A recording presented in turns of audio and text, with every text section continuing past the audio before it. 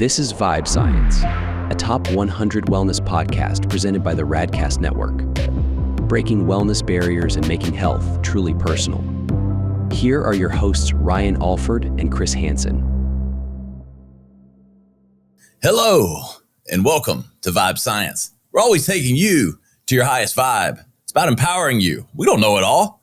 That's why we bring the specialists, the people that know all these things. Because look, every journey is different to get to where you want to go. But it's about mind, body, energy, because today we need it all.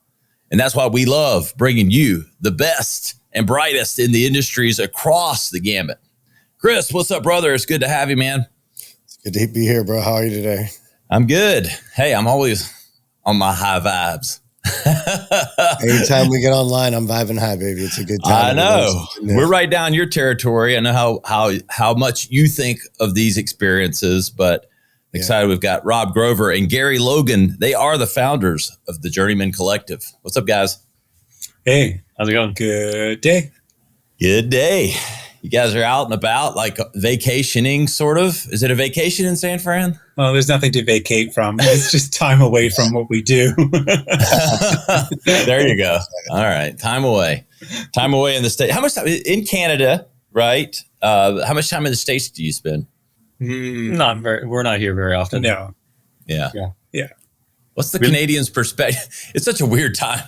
Canada and the U.S. are historically like best friends. Like, I think we still are, like most people. But like, is it a strange climate there, or is everybody sort of ignoring the news? Yeah, I don't think a lot of people pay or give much attention to the news, but we are aware of what is going on. Mm-hmm. Yeah. I think the tension is there, but I think that it's just bringing up old shite within each individual human. So it's like the leaders that we have, we may call them a-holes, but I think what they're doing is they're agitating the deeply seated fear that each of us hold. And then all of a sudden it's coming up and we're getting angry with other people when in actuality it's that's been held within. So That's a truth bomb right there. Yeah, no kidding. I think the plane will land safely, if you ask me. Yeah. I think it's in too much of our best interest to take care of one another. Let's just say that. Yeah. So anyway, we're excited to have you. We consider you friends. right. I never met a Canadian that wasn't a good person. I'll tell you that. They're all good. I agree. I have some good. We'll try not to apologize too much. Yes. We've had a few discussions around, psilocybin and mushrooms and things.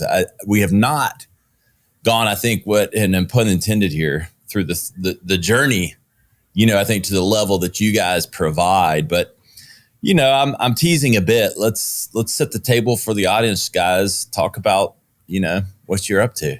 Mm-hmm. Perfect. Yeah. So we guide executives, mover shakers, high achievers, founders, actors, athletes through guided, luxurious psilocybin journeys. And there's extensive preparation. It's purpose driven. So you're not just coming in to like trip out and drink beer. Not that there's anything wrong with that. Time and place. However, it's purpose driven so that you're actually moving through this experience with an actual purpose and an intention. And it's about what do you want in your life? What do you want for yourself? What do you want for your relationships? And what do you want for your business or your businesses or your empire? And it's creating new leaders in the world that we so desperately need. I love that.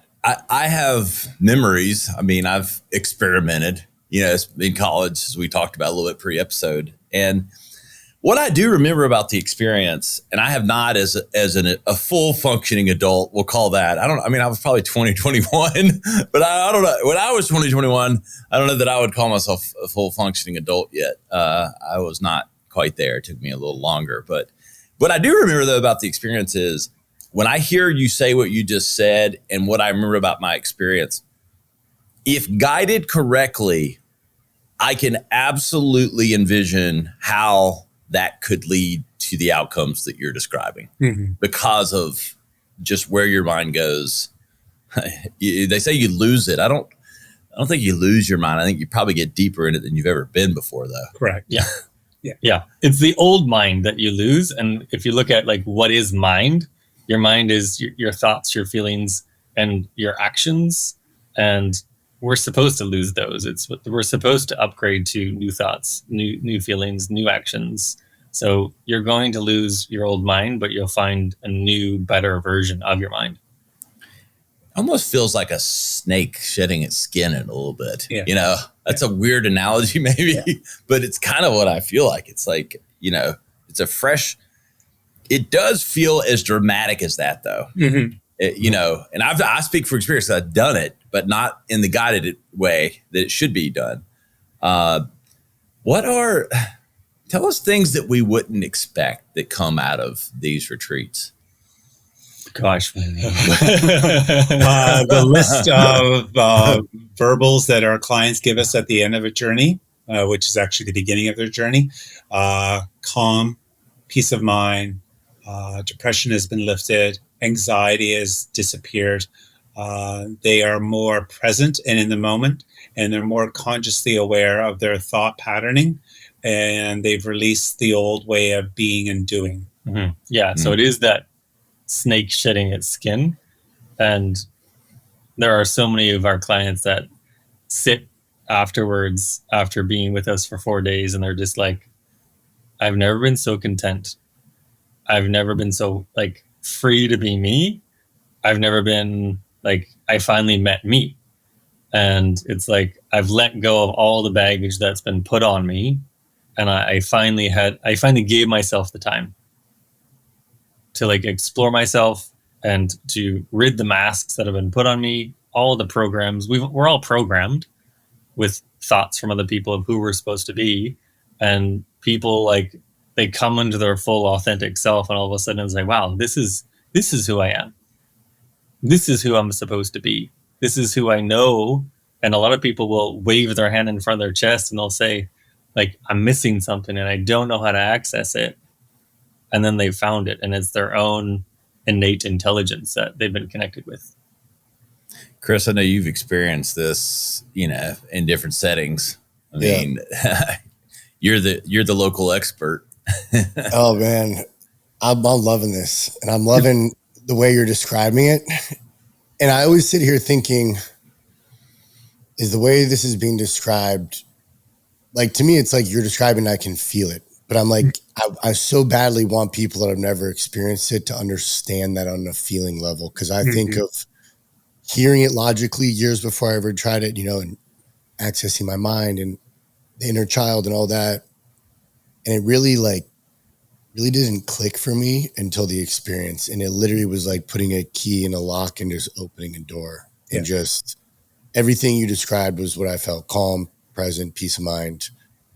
And I think we joked earlier, you said you had a client, she did it and she had no anxiety and no depression. And she's like, all right, well, what's going to motivate me now? And it's like, I had a similar feeling. And not that I knew that, but looking back, I realized how much I operated off my survival, the stress, the fear, everything in my life, my career. It was driven by like fear and motivation. And it wasn't true to me, I guess you could say. And now I have a completely different approach to how I handle everything, including business. And it's with a lot more calm and peace of mind. You know, you're right. You do realize these masks, and I live in like programs, right? We're like computer systems. We get these programs installed in us in middle school, elementary school. We never upgrade the software. It's like, that wouldn't work for anything else. And we don't even think about that. But for me, the simplest way, like you described it, was it gave me a minute to just interrupt those loops, the memory loops, the characters of who I am. It's like, yo, let's reevaluate this for a minute. You've been playing this role since how long? Like, I know one example for me was, I've talked to Ryan about this, right? When I was younger, I was really little. Some kids tried to jump me in middle school. I remember they're following me. And from that day on, I didn't think about this till after my experience, right? But I think I'm like, from that day on, I moved differently. I avoided confrontation differently. I was moving in fear more. I was afraid of getting jumped. But you don't think as a grown adult that experience 20 something years ago could still be impacting. But it's like, if it's even downloading in my mind, take a look at it. It's probably impacting. Yeah. I look at it like that was like a bubble under the surface I was suppressing. And then like the medicine, the mushroom, whatever, just like whoop, came up, and it was like, oh, I've been doing that for this long because of that thing. Mm-hmm. So it blows my mind. The power in this medicine is unbelievable. Yeah. Absolutely. Mm-hmm. Yeah. Which It's cleaning house. You're cleaning house. Mhm. Yes. Which Yeah. would lead me to my question for you guys was when did you embark on your journey? Mm. When did it go from either recreational to medicinal, or when did you have that awakening? Yeah. So we'll do the concise version because we can draw this out quite like Like 3 days. But basically, I had experienced mushrooms in a recreational sense back in the late 90s in university, and it was all fun and games. I did have a bad trip at one point in time, and then a few days later, got back on the horse, and I was like, let's do this again. But then both Gary and I, we've been in the mind body conscious awareness space, myself for about 2.5 decades, Gary for about 4 decades. And Yeah, my walker's just behind me. Yeah, Gary, are we aging you? maybe. Yeah. He usually says, like, when I was 17, it's like, yeah, but was that yesterday, or was that In my mind, it was yesterday. So we're no stranger to sort of working on ourselves and like witnessing the programs and like decomposing those old programs. And then Gary's mom lived with us for 3.5 years. And we probably could have gone on a journey every year in those years to like help with the process of that. But then she very quickly passed away. Oh. And all of a sudden it was like, we're walking down the hall every single morning and her bedroom's empty. And it's like, holy crap, life is freaking short. What the heck are you doing here? Get on with it already. Stop freaking like pissing about and get on with your lives and do what you're really here to do. And this woman came into our lives and said, hey, you might want to think about going on a journey. I think you're depressed. I think you're dealing with grief. And I rolled my eyes and I scoffed at her because I was like, no, I've done that before. How the heck is that going to help? Long story short, went on a journey about 6 months after she had mentioned it. Depression gone, grief gone. And it's like I found the pocket of my joy and my devotion to the clients that I was already serving. And then I came back from that journey. Again, it was guided with a medicine man. And then when Robert came home, I was like, whoa, mushrooms can do this? It's like, you're kidding. And then he just explained and how he felt energetically. I could feel the shift in him.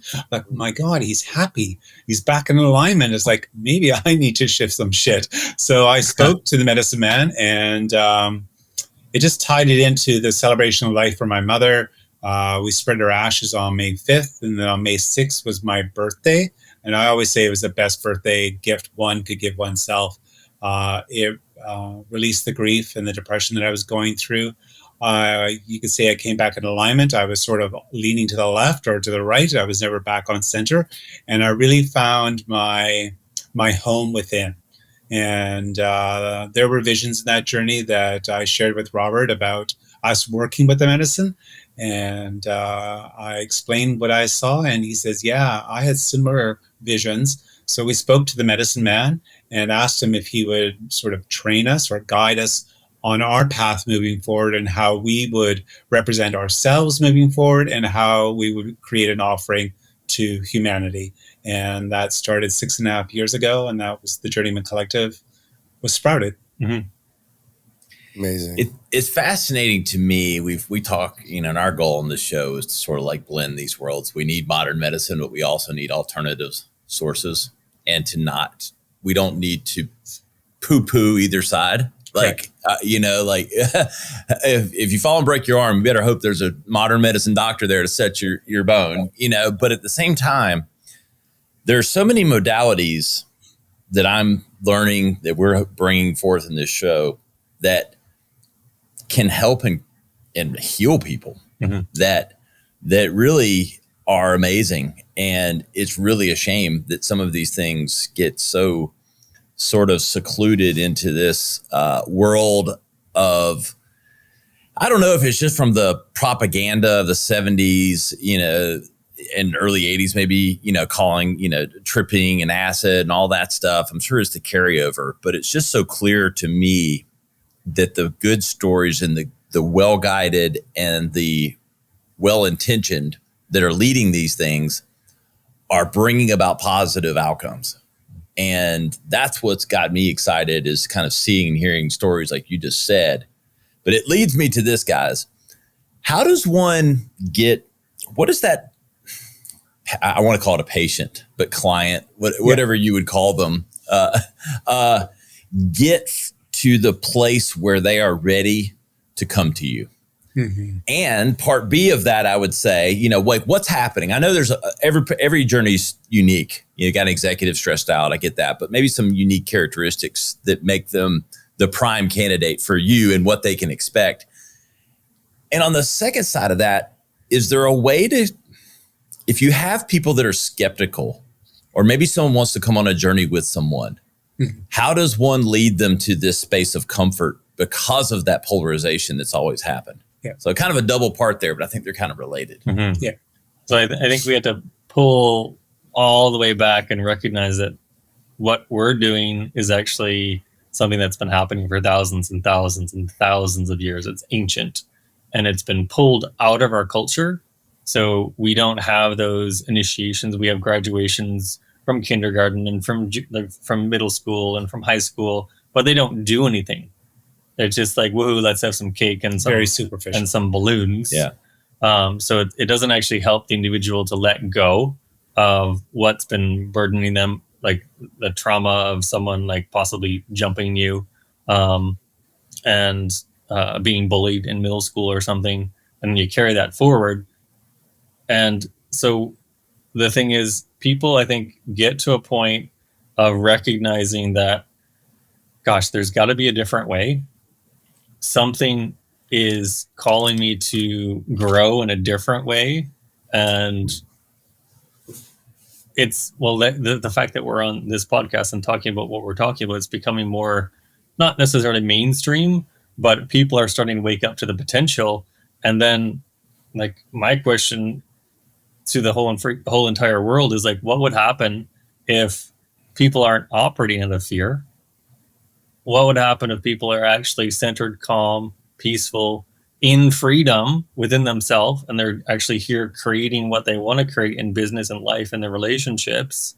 We'd actually have a peaceful freaking planet, and then all the old structures would probably fall away.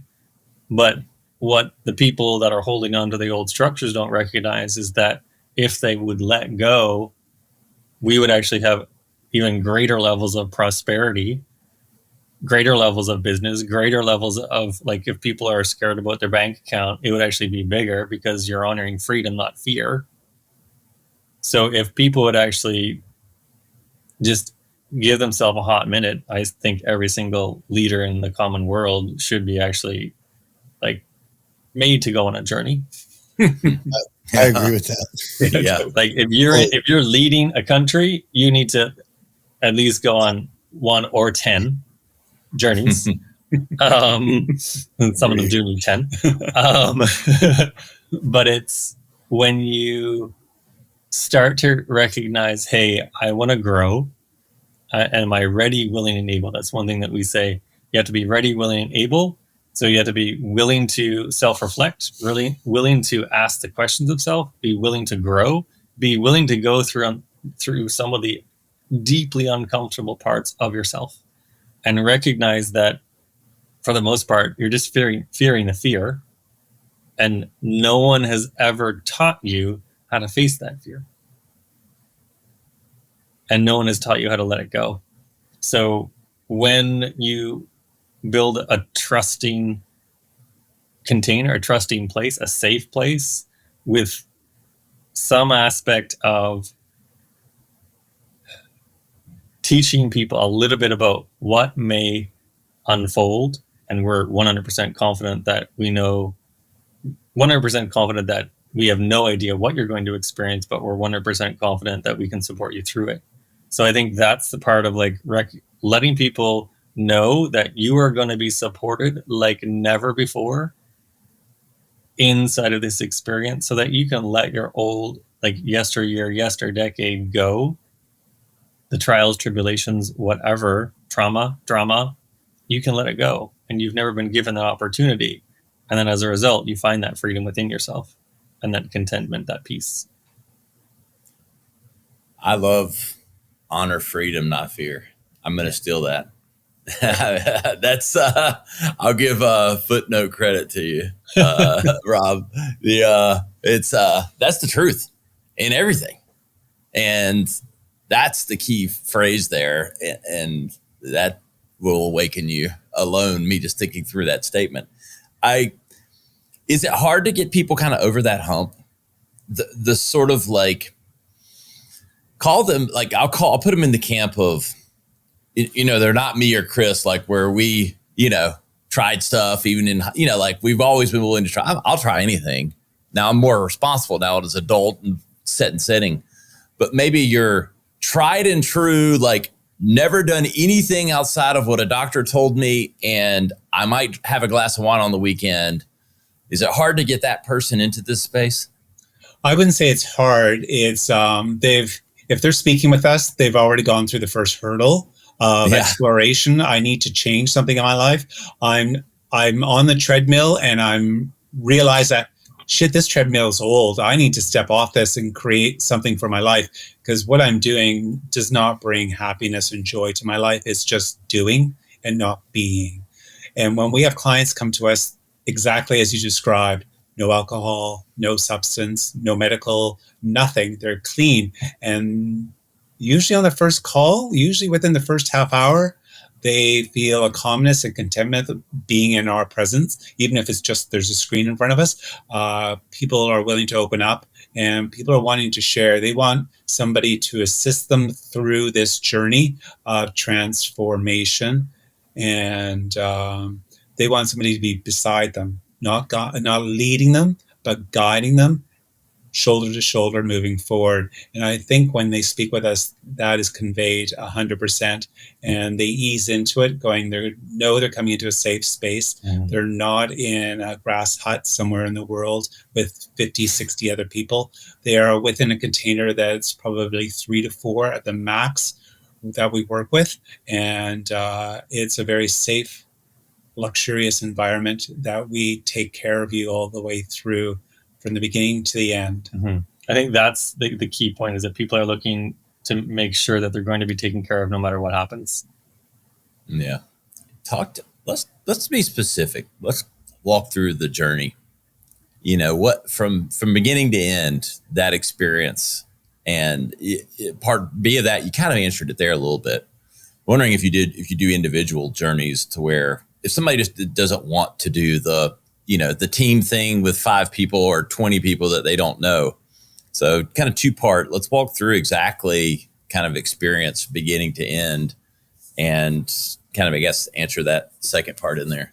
Mm-hmm. Yeah, definitely. So definitely, yeah, we work with people like one-on-one as well as in small groups, anything in between as well. And what happens is that we prepare people. So there's preparation involved. We typically work with people at least a month in advance of them actually coming to work with us in person. So we have weekly calls. There's actually a massive part of like helping people determine like, what is it that you want your life to look like afterwards, for self, your relationships, and your business, or your empire. And from there, people have massive breakthroughs even in the preparation, because they start thinking about things differently and recognizing that, hey, I can let go of some of the old stories. So it's starting to become present and self-reflective on some of the stories that are looping in your head, and your heart possibly as well. And then people come and work with us for 4 full days, and it's a massive time for you to slow down so that you can actually speed up. Inside of those 4 days, we're supporting you on like the spiritual, mental, emotional, and the physical realms. And it's about you going through 2 ceremonies. So 2 psilocybin magic mushroom journeys, 2 full days of integration, because what we've witnessed is that someone will come through one ceremony and then all of a sudden they're physically holding their muscles, their fascia, their whole entire being is holding on to what they just went through. So Gary's an Alexander technique teacher, and what we do is in between the ceremonies, Gary will work with people, help them witness their tension that they're holding, and then that opening just creates a greater flow within their being, so they can let go of the first ceremony and step into the second and be prepared for the second. So I think the other commonality that we see is people letting go of yesterday's traumas and dramas, trials and tribulations. And then in the second ceremony, what happens is there's like a deepening of one's connection to self. So that's a big part of why we do 2 ceremonies in the full 4 days. And most people get to the end of the 4 days and they don't want to actually leave. They want to stay and live with Rob and Gary forever. I can see that. But they're also super excited and jazzed and like raring to go to get back out there and like, wow, I've got so much intel. I've received so much intel about who I am, what I'm doing, where I'm going, so that I want to get back out there and actually apply it and implement it in my life. So after people leave, we're with people for another 3 months of integration and implementation support, because humans are habitual creatures. We can fall back into the old patterns, and the journey doesn't do the work for you. It shows you the work that needs to be carried forward. I'm just looking at the pictures on the website going, man, I want to be there. Yeah, looks like a nice place to go have a ceremony. We're talking with Gary Logan and Rob Grover. They're the founders of the Journeyman Collective. I'm on their wonderful website, by the way, the journeymancollective.com. Looking at all these wonderful sights and sounds of British Columbia, I assume, or Yes. is that, yes, it's beautiful. Is it as beautiful as it looks? Better. I want to go sit on the top of that rock right there. I'm like, oh, yes. Yeah. It's, what are the executives? I think we've hit it, but I don't want it to get lost on our audience. Like, what are common, I'm at this place and I need to get to this place. Mm-hmm. You know, and every journey is unique, but I'm about to bust here. I mean, you know, obviously I could think of like this stressful, but there's probably some here to there commonalities of where you guys take people. Mm-hmm. A lot of them, let's say executives or entrepreneurs, they're at a place in their life where I've got everything. They think they've got everything. They feel they've hit the level, they've hit the mark. They're at the top of the pyramid and they're looking as like, where do I go from here? You know, maybe they're now looking at maybe their relationship has been coasting, but they haven't really put the love into that relationship that they want to, or the love into their work. It's mundane now to them. And they think there's got to be more. And that ceiling, they can see the other side, but they just don't know how to get there. They've been pushing up, like I always call it, it's like cellophane or plastic wrap. And it's like keep spring loading up against it and I can't break through it. Then the Journeyman Collective come into their awareness. They realize that there's something out there that will help me shift, because therapy is good, but a lot of them come to us say, I've been in therapist for like 15, 20 years and I'm moving nowhere. They just keep ripping over the Band-Aid and talking about what I've been through, but it haven't helped me to release what I need to move forward. So they come to us open arms and curious. You got to be curious, vulnerable, and ready to take on the challenge to shift into your new pyramid growth. Mm-hmm. Yeah. Is the most uncomfortable part just the mirror you end up seeing? Yeah. Yeah. Yeah. We call that, a lot of people get into a phase in their journey where they're wrestling with self and they're wrestling with the thoughts, the feelings, the ideas of who they actually have been in the last number of years or for their whole entire life. And then there's a piece of that whereby it's like that gets pulled away. And then all of a sudden you start to witness yourself and it's like, wow, it's like a full body Band-Aid that gets ripped off. Some would call it a detachment from ego. or ego dissolution. And what is ego? It's just that collection of ideas of who we think we are. And it's like, wow, I can actually let go of that and create something totally different. And then we start to recognize that the traumas and the dramas have been impacting me my whole entire life. Grandma slapped me on the hand when I was 7, and now because I went to go reach for a cookie, hypothetical. But now, as a function of that, I no longer want to reach for something for the fear that I'm going to get smacked, or the fear that something bad is going to happen to me. And those are things that those traumas and dramas, they percolate throughout your whole entire life, and they will impact your business, your career, your relationships. And like, we see people who have come to us, and like individual recently, she was like, I have a really loving husband, yet I've never let him love me. I've never let it in. I've been completely walled up because of what has happened when I was a child, and because of the traumas and the dramas. And then that wall gets to be taken down, and all of a sudden, the person that's been wanting to pour into you most, her husband, gets to pour into her. And it's like, wow, now we have a really fully functional, loving relationship. The dysfunction has gone away because the trauma patterning has been creating that dysfunction. And when the dysfunction goes away, all of a sudden people are like, wow, is this what relationships are supposed to be? Is this what relationships in love and in business are supposed to be? It's a game changer. What a shame it is that some of us live our whole lives and then die and do not get to really experience that and hold on to these things. I was getting sad listening to you guys talk. Like, I was going, like, thinking about like going through your entire life and having these sort of traumas that have held you back, and how terrible it would be to not ever get the opportunity to sort of find that and release it. That's a shitty thought. Yeah. There's 8 billion people running around the planet right now, and I'd say 99.5 of them are holding on to some degree of trauma that they've never dealt with. Yeah, I'm the first one that's sort of, the cynic and like wipe stuff away. But like, I think I'm now old and wise enough to know, like, we all have some shit, like we all do.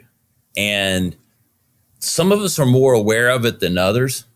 And I think the first obstacle is just that, even if you don't know what it is, the self-awareness to know it's something. And I've been the first to go, it's just personality. I don't know. I think I might be, use that a little too often. Yeah. And it's not just the personality, it's the collection of all this shit that's built up. Exactly. Yeah. We've been dubbed the professional shit shifters. And then you just have to be willing to own it and be like, oh, wow, this is just some of my own shit, and I've been trying to sling it out. You see it in humanity right now. People are slinging their own shit, their own projections, their own anger, their own fear, their rage. It doesn't take long to look out into humanity and see that, hey, like, we're in a shitstorm right now, and everyone's projecting out onto others, when it's like, no, there's actually deep, like, richness of gold within when you can actually own your own shit, your own projections, and process them and create with them, as opposed to spewing it out onto someone else. So absolutely. We call it projectionitis, versus using that to like alchemize and shift that shit into something that you're here to create. Look at it this way. When you come for a journey with the Journeyman Collective, your shite or shit that you want is all collected in a bag for you. You imagine yourself taking you to the curb. Rob and Gary are standing beside you when the garbage truck comes up, so you don't go running after your shit going, I'm not quite ready to let that go yet, and I want to bring it back, and we're there just to hold your arm saying, no, it's okay. It's okay, Chris. It's okay. You can let it go. Goodbye. Bye. Yeah. They're there. You can start building up new poo if you want to, but it's a choice you're going to make now, not a subconscious behavior pattern. Beautifully put. Yeah. It Chris, gives you my that mind goes awareness, to this yeah. space of self-mastery. Yeah. You know, that's like, I don't know about you, Chris, but that's just, my mind is like, I mean, encapsulating almost like everything we try to do on this show is like, and then these guys are like nailing it, like with helping you get there, right? And I would say, and that's beautifully said, I would say that it opens up that awareness to even be able to give you the foundation to work on yourself. Correct. Like now with what you guys just said resonated so deeply with projections, because even now with the social media stuff we do, you know, there's some negative stuff that comes across my way, right? But now it's like, and not even just social media, in real life, I know if someone's got some negative stuff towards me, I fully am like, that has nothing to do with me. And I fully know if I'm feeling some way about, see some dude in the gym I don't like, all right, well, Chris, why don't you like him? What do you perceive as better about him than yourself? That's as simple as it is now. Is like, anytime I feel a way about something, it's an immediate pause of like, hold on, dude, let's rewind the tape. Why are you feeling that? What about you feels unworthy or fearful when you see this person or whatever it is, right? It completely changed the game. And that's where I think it struck me. It's something I've never thought of this way. It gives you, because everyone's afraid to do these things, right? And you're facing yourself, but it's also giving you the freedom to not absorb everyone else's bullshit too. Correct. And I've kind of never thought of it in that way, but when you get that your own self-awareness, you don't take stuff as personal. Yeah. But in turn, you can look at yourself and say, okay, well, how do I not let that affect me? And that's like what you guys said. That's what's going to change the world is when it starts with you not yelling and projecting it. Dude, fix yourself, stay in your lane. That's how we really make change, I think. Yeah. And to get through it, I love it that you stopped your thought patterning. I always suggest that think with the heart, love with the mind. And if that isn't happening, my ego is taking over of my judgment of others. Then it's like, you know, self-reflection. Am I judging myself? Am I pointing the finger out there when three fingers are pointing back at me when I should actually just look at me and then change my thought pattern? So it's breaking that record, that loop that we get into. And there was one client in her story, she was still stuck in the 80s. And this was just like 6 years ago. And it's like, I looked at her in the face going, how the fuck is this story serving me? And she looked at me, it's not. I said, and how is it serving you? She says, it's just getting in my way. I said, do you want to let it go? She says, yeah, now is the time to let it go. You don't need to tell that story. You know it's there, but don't have a strong charge about it. Let it go. What is the story that you want to write for your future moving forward? And, you know, the past is the past. You can dip in there anytime you want to, but don't go diving full body in. Just put your toe in, taste it, go, oh, I remember that. This is not where I want to go. This is the toe of water that I want to step into. And I think the key point with self-mastery and projections, like the mightiest sword, is when you have the habit of wanting to point, like Gary said, pointing at someone else, like you're being such and such. That's when you recognize there are three other fingers pointing back at you. And instead of like dissing on the guy that's in the gym, who's maybe a little bit more buff than you, and because he put a little bit more time in effort, when it's like, well, wait a minute, like I actually like, I'm dissing his dedication to to what he put in, when I'm just angry at myself that I haven't done that. Because you know you're not doing what it takes to get that. Yeah, that's it. Yeah, and you're angry at him, and now you want to angry at self, actually. Yes, yes. So when we can start to recognize, like, who am I really angry with? Yeah. Who am I really pissed off with? Who am I really hurt with? It's self, and when that self responsibility piece kicks in, like you are. And this is part of why they don't teach us in school as well. Like, you are endlessly powerful, because then you have the freedom of choice to engage or with the other person and project, or you actually have the freedom to be like, no, I'm not going to actually try and sling my shite onto the other person to dampen their frequency to a lower level. Instead, I'm going to like, hey, what's in it? What's within all of this? It's a shadow. What's within all of this that I can learn something deeper about myself to elevate to their game? Mm-hmm. And when you can start to do that over and over and over and over again, the whole, like the law of perpetual transmutation takes into effect. And then you learn, there's a reason why they also teach us to be afraid of the dark. When you learn how to actually transmute the darkness and the unknown shadow within self, you become ultimately empowered and you create from freedom. Full stop. I am a lifelong marketing guy. I've worked in Manhattan, and I work strategy with Apple and Verizon and Samsung. So my mind thinks and has to digest this stuff like in frameworks. Sort of like self-mastery. I'm thinking of the model now. Like I've literally like building it in my head because it's all like coming together. We've been doing these shows and like, but there's a lot. You guys are so smart and in what you're doing.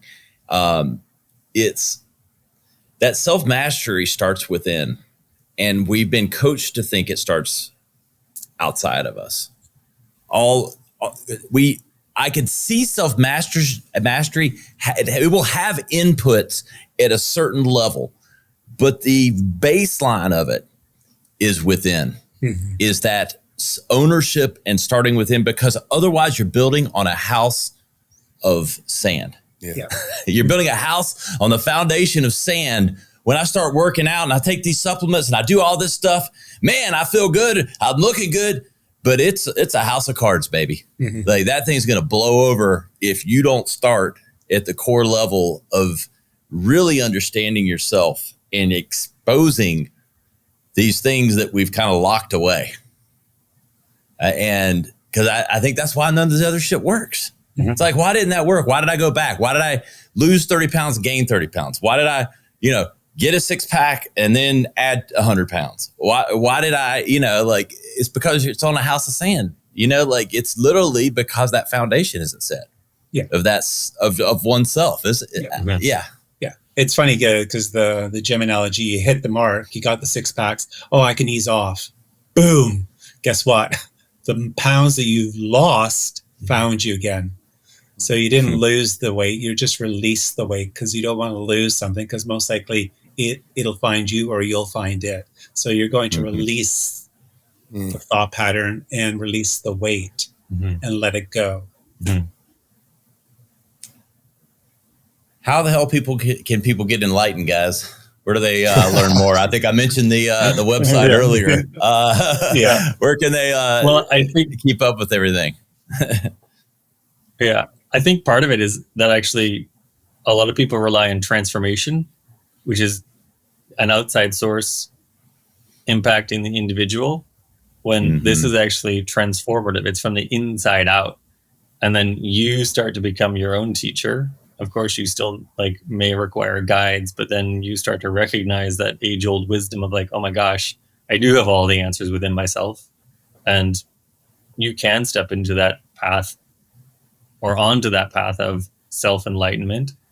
And one of the ways that we provide is through a journey with the Journeyman Collective. You know what I love about this episode?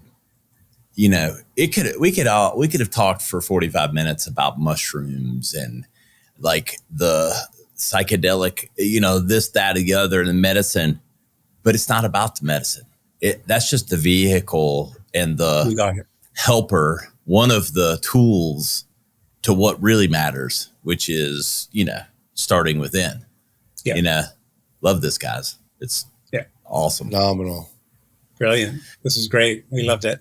Totally. Tell me where they can find you guys, social medias, mention that website again. We'll have all that in the show notes. Sure. We have a brilliant website, www.thejourneymen collective, MEN collective, one word.com. We're on Instagram, same handle, LinkedIn, Facebook. Beautiful. Awesome. Yeah. Hey guys, it's our pleasure. We really appreciate you coming on. Such a pleasure. It was great meeting you both. Definitely a great energy for the rest of the day. Yeah, good vibes. I'm feeling good already. Chris, I feel. Chris, you're not sick. You're just going through a human upgrade. Hey, thank you, Gary. Because I said that to someone at the gym. I try to think my DNA's upgrading. Every time we get a little bit of sickness, the body's going, hey, you need to rest for a little bit because I got a lot of shit to deliver to you. And I want you to be receptive to it and not being distracted. See, well, I'd like to get rid of mine by coming to you guys, not getting sick. Yeah. So you tell your children they're just going through an energetic upgrade, and they'll run with it, and they'll go, great. They won't tell their friends they're getting sick. I'm going through an upgrade. Hey, it's a great reframe mentally. I was at a biohacking event trying to keep it together because I didn't feel well, and I literally told the guy, dude, I'm just upgrading my DNA, and I'm like, that sounds a lot better than I got a cold. I got a cold. Yeah. Because I shake your hand, Yeah. That's the old program. The old elbow is like, don't touch me. Yeah. Exactly. Hey guys, you know where to find us. Vibescience.com. You'll find the links to all the highlight clips, the full episode, and of course, how to find Gary and Rob and to go take that journey. Hey, we're taking you to your highest vibes at all times. For Chris Hansen in Miami, I'm Ryan Alford. We'll see you next time on Vibe Science. The content discussed on this show is provided for reference and educational purposes. The content is not an attempt to practice medicine or provide specific medical advice. Always consult your personal physician for medical advice and proper diagnosis. Thanks for listening. This is Vibe Science. To learn more or watch full episodes, visit vibesciencepodcast.com. Here's to discovering your highest vibe.